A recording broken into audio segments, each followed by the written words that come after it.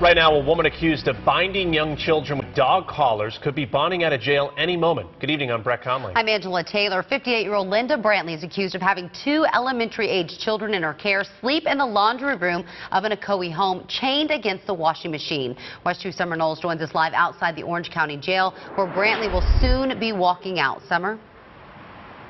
Well, we certainly hope so. We've been out here for several hours, and Brantley, she's being held here on a $5,000 bond. We're told she should be released tonight, but unfortunately, because of some type of facility lockdown earlier tonight, that has been delayed.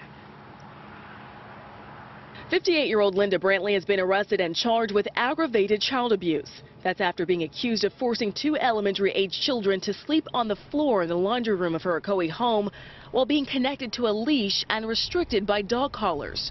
According to the arrest affidavit, the children told investigators their wrists were chained with dog collars against the washing machine and that they were not allowed to sleep in beds or play with any of their toys. To me, she acts like she really cares for them kids.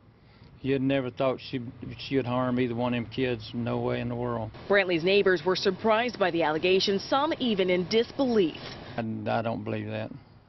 I don't believe that woman would do that. She cares too much for them kids for that.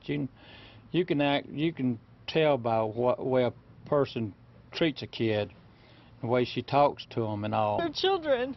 I mean, if you really feel that way, why don't you take them somewhere and drop them off?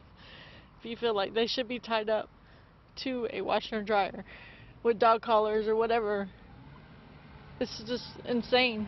Investigators say a DCF worker is who first alerted them. DCF has now released a statement saying in part, this type of discipline is unacceptable in any way, shape, or form. These children were not physically hurt, but the emotional damage remains to be seen. Sad. It really makes me want to cry.